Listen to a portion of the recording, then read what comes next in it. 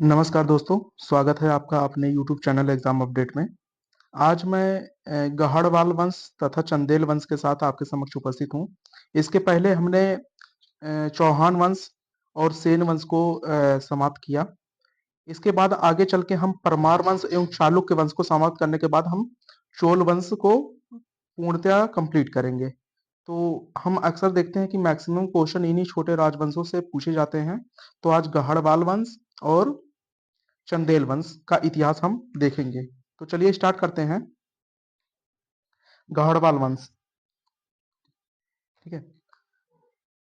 इसके बारे में गढ़वाल वंशों के बारे में कहा जाता है कि इनका जो शासन था वो विंध्याचल पर्वत के आसपास के क्षेत्रों में फैला हुआ था।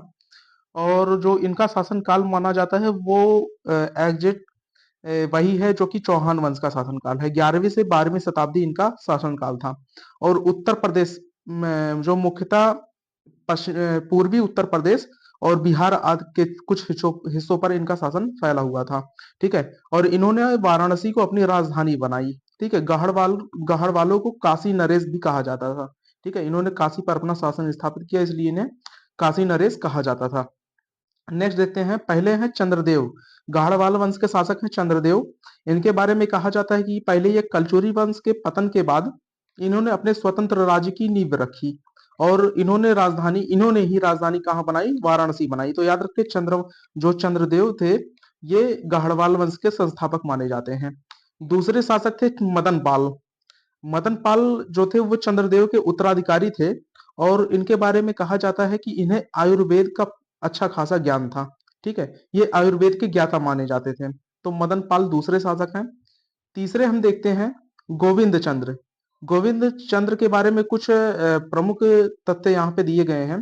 याद रखें, बिहार से लेकर पश्चिमी उत्तर प्रदेश तक इन्होंने विजय स्थापित की। और उस समय जो प्रमुख केंद्र माना जाता था वाणिज्यिक रूप से चाहे राजनीतिक रूप से, कन्नौज। इन्होंने कन्नौज को अपना केंद्र बनाया, ठीक है। आगे चल के हम देखते हैं कि कन्नौज विजय मोहम्मद गौरी के द्वारा की जाती है राजा जयचंद को हराकर। तो याद रखें, गोविंद चंद्र ने कन्नौज को अपना प्रमुख केंद्र बनाया था, ठीक है। और इनकी उपाधि जो थी, उन्होंने विविध विद्या विचार वाचस्पति की उपाधि धारण की, ठीक है। उपाधि थोड़ी बड़ी है लेकिन इंपॉर्टेंट है। विविध विद्या विचार वाचस्पति की उपाधि किसके द्वारा धारण की गई? ये गोविंद चंद्र के द्वारा धारण की गई। गोविंद चंद्र के बारे में कहा जाता है कि इनकी जो पत्नी थी उनका नाम था कुमार देवी। और ये बौद्ध मतानुयायी थी। कुमार देवी बौद्ध मतानुयायी थी। और सारनाथ में धर्मचक्र जिन विहार की इन्होंने स्थापना की थी। ये बहुत ही महत्वपूर्ण तथ्य है। धर्मचक्र जिन विहार की स्थापना किसने की थी? ये कुमार देवी ने की थी, ठीक है। याद रखें, लक्ष्मीधर उस समय कौन थे? तो लक्ष्मीधर युद्ध एवं शांतिकालीन मंत्री थे, ठीक है। याद रखें, लक्ष्मीधर उनके मंत्री थे जो कि युद्ध एवं शांति यानी संधियों को स्थापित करने के लिए एक महत्वपूर्ण भूमिका इन्होंने निभाई थी। नेक्स्ट देखते हैं, कुछ एक ग्रंथ मिलता है हमें, कृत्य कल्पतरु। ये तत्कालीन समय की समाज एवं संस्कृति को दर्शाता है, ठीक है। और कहा जाता है कि गाहड़ वालों में जो शासक थे गोविंद चंद्र, इन्होंने मुसलमानों के ऊपर एक कर लगाया था जिस कर का नाम था तुरुस्क दंड कर, ठीक है। तुरुस्क कं सॉरी तुरुस्क दंड कर इन्होंने अध्यारोपित किया था मुस्लिमों पर। और इनके सिक्कों पर लक्ष्मी जी की बैठी हुई मूर्ति का चित्रण अंकित किया गया है। तो ये गोविंद चंद्र के बारे में कुछ महत्वपूर्ण तथ्य थे। नेक्स्ट है विजय चंद्र। याद रखें, इन्हीं के समय चौहानों ने दिल्ली पर विजय प्राप्त की थी, ठीक है, विजय चंद्र के समय। और इन्होंने जौनपुर में, ये 3 स्टार का क्वेश्चन है, यहाँ से क्वेश्चन पूछा जाता है, ठीक है। याद रखें, इन्होंने जौनपुर में अट्टालिका देवी मंदिर बनवाया था, जो बाद में चल के अटाला मस्जिद के रूप में परिवर्तित कर दिया गया सल्तनत कालीन शासकों के द्वारा, ठीक है। कुतुबुद्दीन ऐबक और इनके द्वारा, ठीक है। तो याद रखें, अट्टालिका देवी मंदिर को ही अटाला मस्जिद के रूप में परिवर्तित किया गया था, ठीक है। और जौनपुर को पूर्व का सिराज कहा जाता है। याद रखें, पूर्व का सिराज, ठीक है। जौनपुर को पूर्व का सिराज कहा जाता था, ठीक है।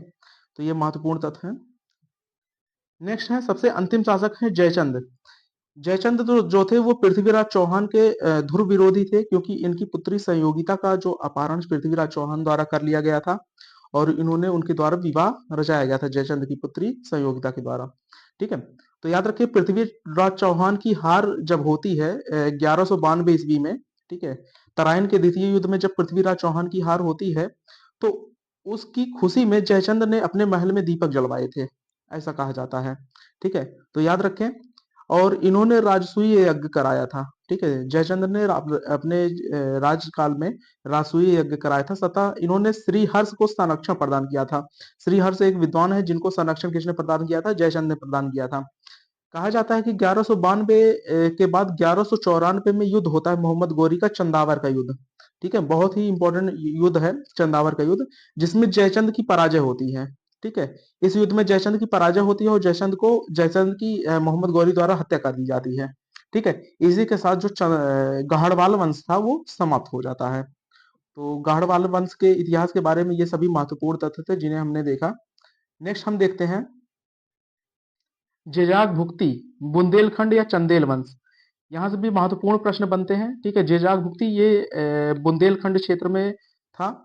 आलाउदल जो आपने प्रमुख सेनापतियों की कहानी दंत कथाएं सुनी होंगी, वो इन्हीं चंदेल वंश के शासक परमादि देव के दरबार में रहते थे। आगे चल के हम उनके बारे में देखेंगे।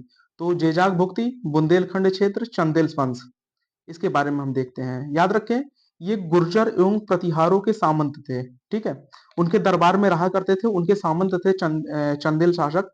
तथा नन्नुक के पुत्र जेजा के नाम पर इस क्षेत्र का नाम जेजाक पड़ा। ठीक है, इस वंश का नाम जेजाक पड़ा। और जो ननुक हैं, ननुक चंदेल वंश के संस्थापक माने जाते हैं। ठीक है, दूसरे शासक को देखते हैं। दूसरे शासक हैं यशोवर्मन। ठीक है, यशोवर्मन है, इन्हीं के काल में खजुराहो मंदिर का निर्माण कराया गया था। ठीक है, प्रारंभ किया गया था। ठीक है, पूर्णतः निर्माण इनके काल में नहीं हुआ, लेकिन इन्होंने खजुराहो मंदिर की नींव रखी थी। ठीक है, खजुराहो जो है वो मध्य प्रदेश में जो है वो मंदिरों का एक श्रेणी है। ठीक है, मंदिरों की एक श्रेणी है जिसमें अनेकों मंदिर हैं। ठीक है, कहा जाता है कि उसमें 30 से अधिक मंदिर हैं और विभिन्न धर्मों से संबंधित हैं।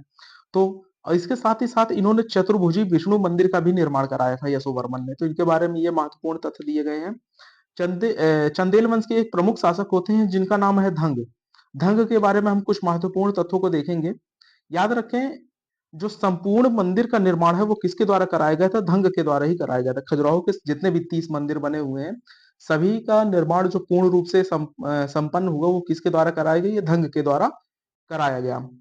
खजुराहो में 30 मंदिरों की श्रृंखला है। शैव धर्म, वैष्णव धर्म और जैन धर्म से संबंधित है।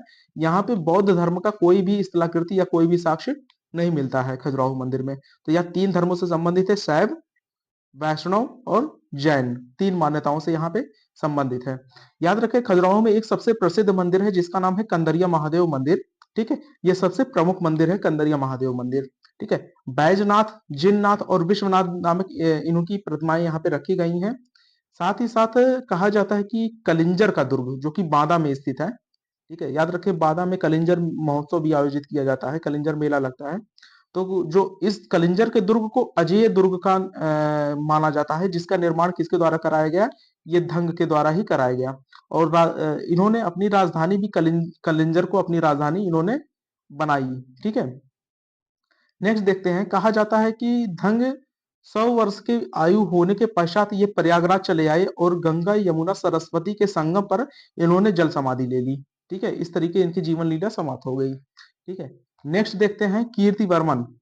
याद रखें, कीर्ति वर्मन जो है इन्होंने श्री कृष्ण मित्र नामक एक विद्वान को अपने दरबार में प्रशय दिया, तथा जिनकी कृति है प्रबंध चंद्रोदय। ठीक है, यह इंपॉर्टेंट है कि पूछा जाए प्रबंध चंद्रोदय नामक काव्य किसके द्वारा लिखा गया है? तो याद रखिए, ये श्री कृष्ण मित्र के द्वारा ये काव्य लिखा गया है। नेक्स्ट है परमादि देव। याद रखिए, परमादि देव जो है वो अंतिम शासक हैं। आल्हा उदल की तरह आल्हा उदल को जो कि प्रमुख सेनापति थे, जिनकी रचना हमें आलाखंड में देखने को मिलती है। ठीक है, और पृथ्वीराज चौहान के दरबारी थे चंद्रबदाई, जिनकी रचना थी पृथ्वीराज रासो। हमें आला उदल के बारे में वहां से भी जानकारी हमें देखने को मिलती है। तो याद रखें, आला उदल की जो वीरता के किस्से हैं वो राजा परमादि देव के दरबारी थे। ठीक है, इन्हीं के दरबार में वे सेनानी रहा करते थे। और कहा जाता है कि पृथ्वीराज चौहान से युद्ध लड़ते हुए इन्होंने वीर गति को प्राप्त हो गए थे। ठीक है, तो परमादि देव जो थे वो चंदेल वंश के अंतिम शासक माने जाते हैं। इस प्रकार से हमने चंदेल वंश को और गढ़वाल वंश को दोनों को समाप्त किया। सो नेक्स्ट लेक्चर में हम देखेंगे परमार वंश के बारे में, तथा परमार वंश के साथ साथ हम चालुक्य वंश के इतिहास को भी कंप्लीट करेंगे। अगर आपको ये वीडियो अच्छा लगा हो तो इस चैनल को जरूर सब्सक्राइब करें, चैनल को शेयर करें, कमेंट करें और लाइक भी अवश्य करें। सो मिलते हैं नेक्स्ट वीडियो में। Thank you so much.